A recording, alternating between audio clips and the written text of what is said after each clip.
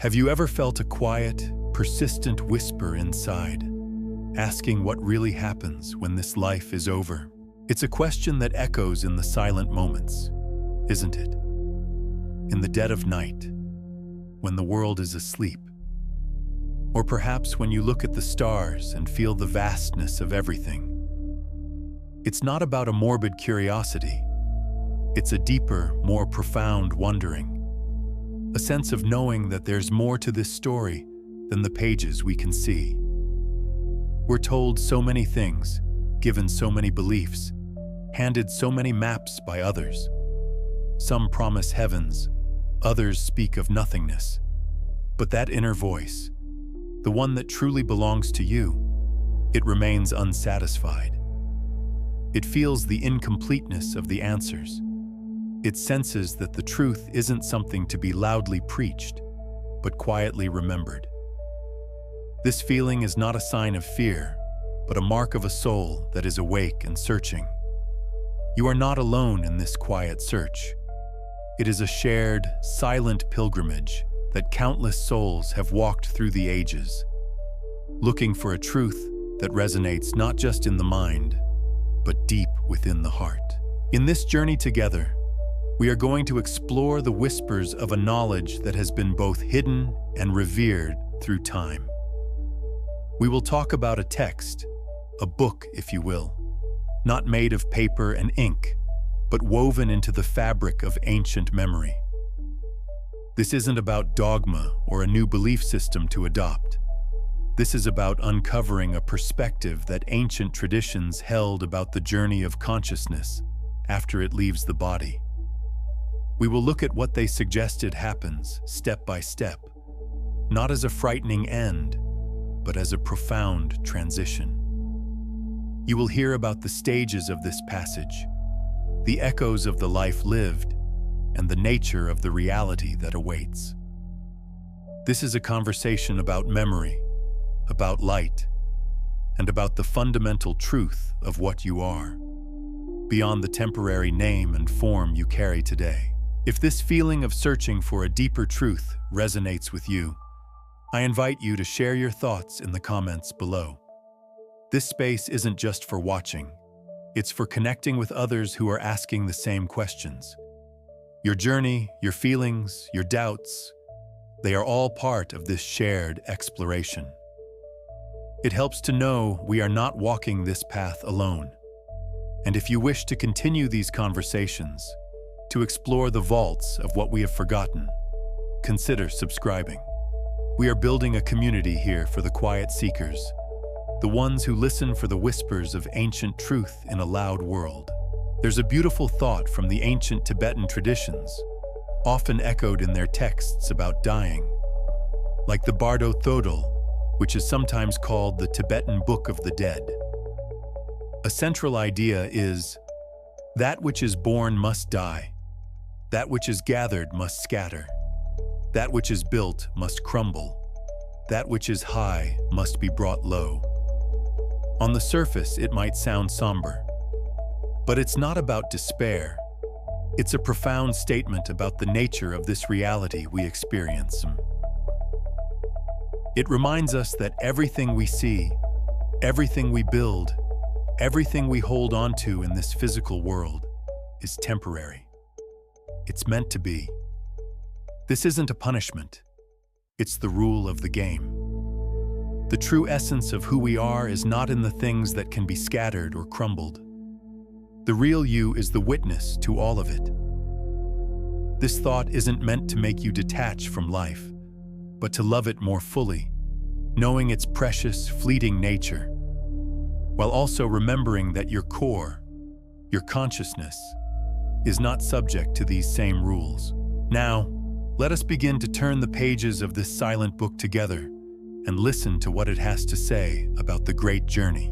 Let's go deeper now and truly begin to understand the first moments of this profound transition as described in these ancient whispers. The first thing to understand, the very first step in this silent journey, is a process of letting go.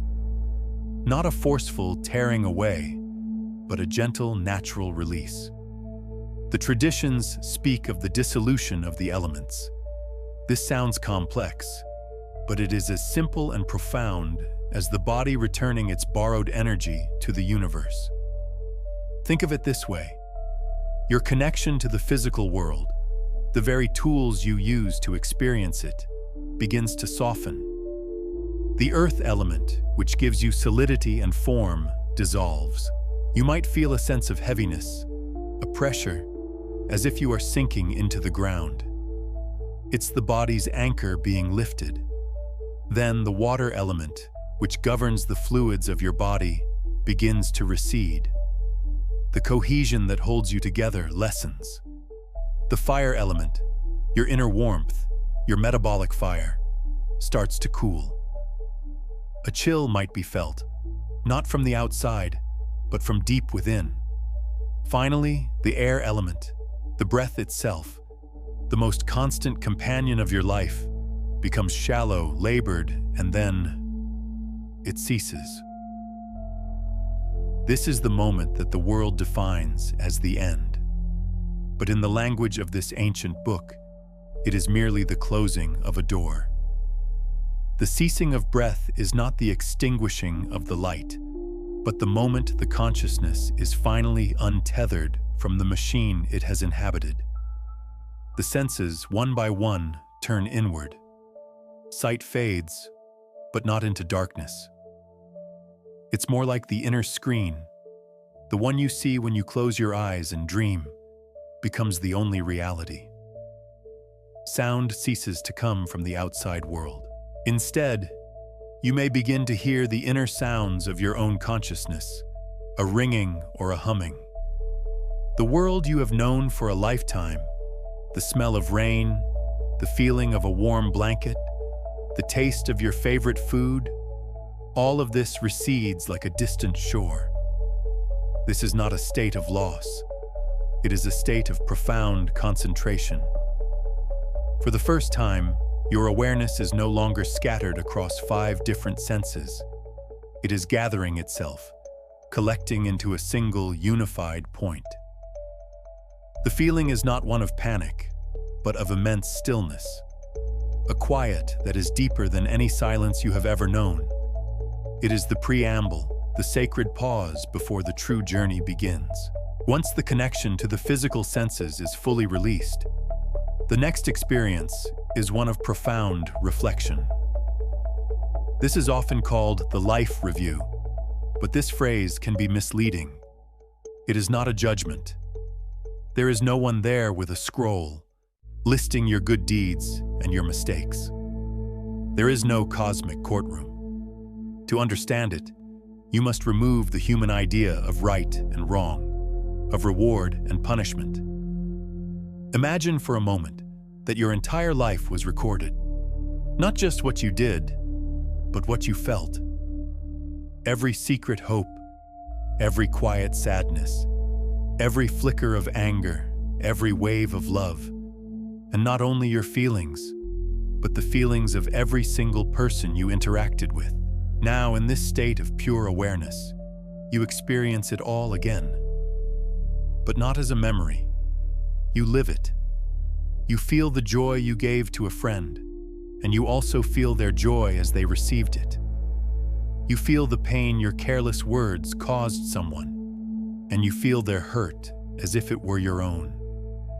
It is a moment of absolute, undeniable empathy. There is no room for excuses or justifications. You are not watching a movie. You are the movie. You are every character, every emotion, every consequence. The purpose of this is not to make you feel guilty or proud. The purpose is understanding. Complete, total, and unfiltered understanding. You see the intricate web of cause and effect that was your life. You see that a small act of kindness rippled out in ways you never knew. And you see that a moment of bitterness created echoes you could never have perceived. It is a lesson in unity. It is the universe showing you, through your own experience, that you were never separate from anyone else. The joy you gave was your joy. The pain you caused was your pain. This is not a punishment. It is the ultimate education of the soul. After the life review has shown you the truth of your actions and connections, a profound moment occurs. The ancient texts describe this as dawning of the clear light, or the primordial light. Do not think of this as a light from a lamp or the sun. It is not something that shines on you. It is the light of you. It is the very fabric of consciousness itself, stripped of all thoughts, all memories, all identity. It is pure, brilliant, silent, and empty of all concepts, yet pregnant with all potential. It is the fundamental nature of your own mind. It is what you were before you were born, and what you will be after everything else falls away. In this moment, the greatest opportunity of the entire journey presents itself. The path to total liberation, to the end of the cycle of birth and death, is to simply recognize this light as your own true self, to merge with it, to rest in it, to accept it as home. It sounds simple, doesn't it? But think about your life. You have spent decades identifying with your name, your body, your thoughts, your job, your relationships, your problems. Your entire sense of me is built from these temporary things. The ego, the personality you have so carefully constructed, is terrified of this pure, empty brilliance. It sees it as annihilation, as nothingness. And so the instinct, born of a lifetime of habit, is to shrink away from it, to be startled by its sheer intensity and vastness. Most souls, the texts say, are overwhelmed. They flicker, they waver, and they turn away from this ultimate homecoming, driven by the deep-seated fear of losing themselves. They do not realize they are turning away from their true self. This moment can last for what seems like an instant or an eternity. It is the ultimate test of what you have cultivated in life. A life spent in quiet contemplation, in looking past the ego, in seeking the silent awareness behind the noise of the mind, is a preparation for this moment. It is training the soul to be steady and recognize its own face in the mirror of reality. If the opportunity to merge with the clear light is missed, if the soul recoils from its own brilliance, the journey enters a new phase. The mind, unable to rest in its own pure nature, begins to do what it has always done. It projects. Your consciousness becomes a canvas, and all of the contents of your own mind begin to appear as an external reality. Everything you have cultivated within yourself during your life now takes on form and substance. This is the origin of what people call heavens and hells. But they are not places you are sent to. They are places you create. Imagine a person who lived a life filled with anger, resentment, and fear. Their mind is a landscape of these energies. In this post-mortem state, these energies are no longer just internal feelings. They become the environment. They might manifest as frightening, chaotic visions, monstrous forms, and terrifying sounds. It is the mind's own fear and anger projected outward, creating a hell of its own making. There is no external demon punishing them. They are simply trapped in the storm of their own consciousness. Conversely, imagine a person who cultivated a life of peace, compassion, and love. Their mind is a landscape of serenity. Their projections will be of beautiful, peaceful realms, filled with gentle light and harmonious sounds. They experience a heaven that is a reflection of their own inner state. This is a critical understanding. You are the architect of your own afterlife. It is not determined by the beliefs you professed, but by the inner world you built, brick by brick, with every thought and every intention. The traditions also speak of encountering peaceful and wrathful deities. These are not external gods coming to judge you. They are archetypal energies from your own deepest consciousness. The peaceful deities are the personifications of your own compassion, your clarity, your wisdom. The wrathful deities are the personifications of your own fear, your own attachment, your own aggression. The key at this stage is to recognize all of it, the beautiful and the terrifying, as a projection of your own mind. To see that it has no more reality than a dream. If you can achieve this recognition, you are freed from its power. If you cannot, you will be swept away by the illusions you yourself have created, believing them to be real. Whether the soul's journey is through peaceful or chaotic projections, an underlying energy begins to build. It is the pull of habit, the immense gravitational force of lifetimes spent in physical form. After the intensity of the pure light and the disorienting dreamscapes of the mind's projections, a deep-seated yearning arises, the desire for something solid, something familiar. It is the longing to return to a world of defined forms, of tangible sensations, of a clear identity. This is the instinct that drives the process of rebirth. The consciousness, now more like a subtle energy body, begins to seek a womb, a place to anchor itself once more. What guides this search? The ancient word is karma, but we can think of it simply as the accumulated patterns and energies of your life. Every strong attachment you held, every unresolved emotion, every deep-seated habit acts like a magnet. If your dominant energy in life was a craving for physical pleasure and sensation, you will be drawn toward a life that promises that. If your life was driven by ambition and the desire for control, you will be pulled toward circumstances that offer power. If you held a deep victim mentality, you may be drawn to a life of hardship that confirms this pattern. The process is described as seeing visions of continents, of places, and of couples uniting. A powerful attraction or repulsion to these scenes is felt, depending on the karmic winds guiding the soul.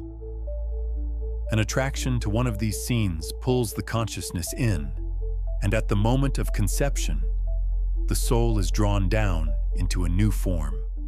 The memories of the in-between state, the clear light, the life review, all of it, are wiped away as the consciousness takes on the dense limitations of a new body and a new brain. The great forgetting occurs, and a new life begins, carrying the subtle imprints and tendencies of the last one. The soul is back in the classroom, with a new set of lessons to learn, driven by the very patterns it failed to resolve in the previous journey. Now, as we speak of these stages, the dissolution, the review, the light, the projections, the pull toward rebirth, it is crucial to understand the most important point of this entire conversation: the difference between knowing these things as information and remembering them as your truth. You can listen to this, read 100 books, and memorize every stage. That is knowledge. It is held in your mind. But knowledge will not help you when the breath ceases. The mind, as you know it, is part of the structure that is being dismantled. To remember is something else entirely. To remember is to have this truth living in your bones, in your very awareness. And this remembering is not done by studying. It is done by living. How do you prepare to recognize the clear light? By seeking out the silence and the light within you now. By practicing meditation, by sitting in stillness, and becoming familiar with the quiet awareness that exists behind your thoughts. You become accustomed to your own true nature, so that when you see it in its full glory, you recognize it as home, not as a strange and terrifying void. How do you prepare for the life review? By practicing compassion and empathy now, by trying to feel the impact of your words and actions on others, by living with integrity, so that when you experience it all again, it is a lesson in love, not a pageant of regret. How do you prepare for the mind's projections? By cleaning the inner landscape of your mind now. By working with your anger, your fear, and your attachments. By cultivating peace, so that the world you project is one of beauty, not terror. This ancient book is not a travel guide for the dead. It is an instruction manual for the living. It is telling you with every word that what happens after you die is determined entirely by how you live. Your afterlife is not a destination you travel to, but a reality you are creating with every conscious breath you take today. The journey is not about dying. It is about waking up. So, what do we do with this ancient map?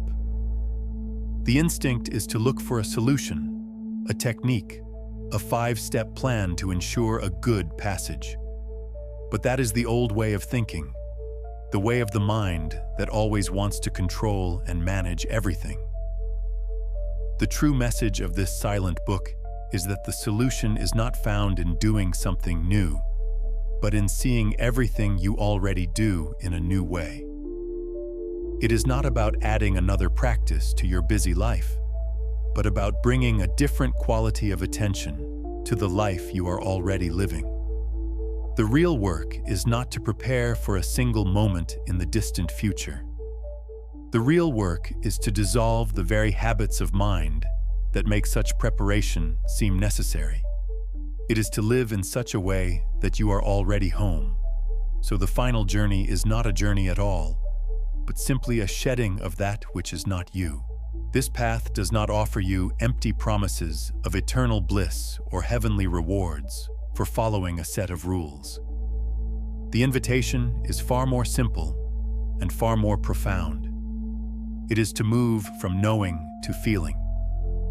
You can know that all beings are connected, but what does it feel like to look at a stranger and feel that connection, even for a fleeting second? You can know that anger is a projection, but what does it feel like to catch the anger as it rises within you, to observe it without judgment, and to let it dissolve without it becoming your master? This is the work. It is small, it is quiet, and it happens in the ordinary moments of your day. It is choosing a compassionate response over a reactive one. It is choosing to listen instead of wanting to be right. It is choosing to notice the beauty of a single leaf, and in doing so, connecting with the vast intelligence that created it. This is not about becoming a perfect saint. It is about becoming a more aware human being. The goal is not to eliminate the ego, but to stop being exclusively identified with it.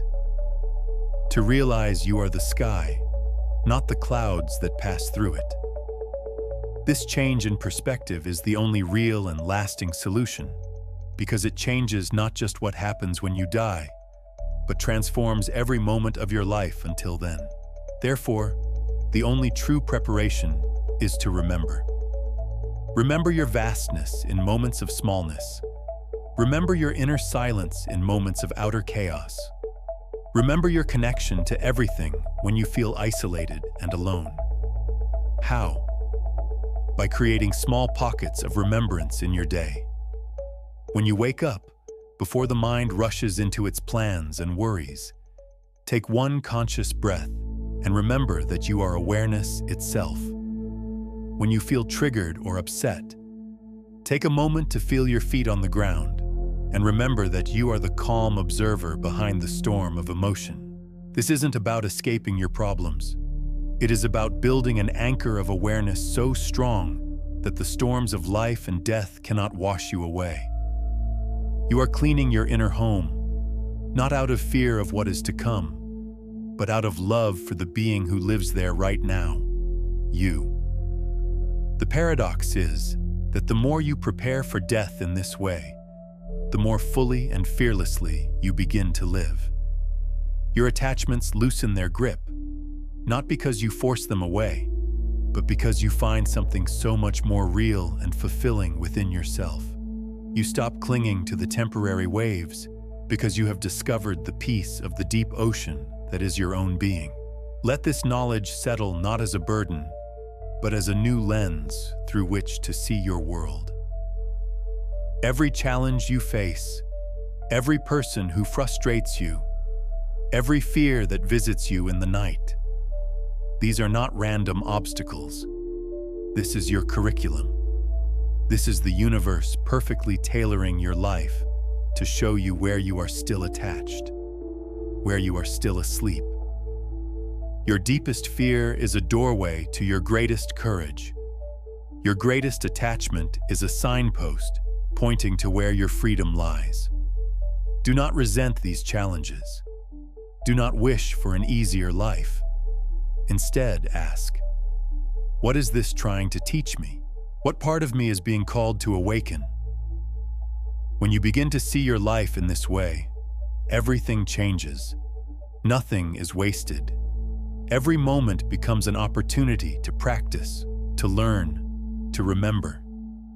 The difficult boss, the unexpected illness, the heartbreaking loss, these are your wrathful deities, your sacred teachers in disguise, pointing you back toward your own unrecognized light.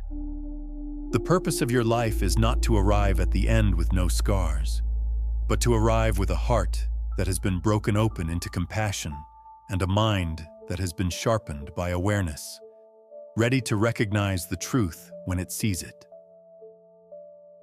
You are not alone in this. In the quiet of your heart, where these questions live, you are connected to every soul who has ever looked up at the stars and wondered. You are not strange for feeling a sense of alienation from a world that chases shadows. You are not weak for feeling a deep longing for a truth you can't quite name. This feeling is the sign of your soul's integrity.